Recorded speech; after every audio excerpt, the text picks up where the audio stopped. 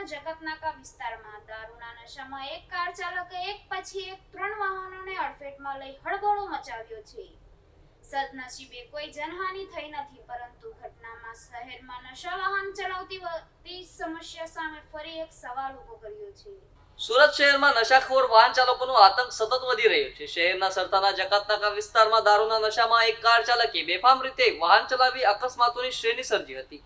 મળતી માહિતી મુજબ નશાની હાલતમાં રહેલા કાર ચાલકે એક પછી એક 3 વાહનોને અડફેટે લીધા હતા.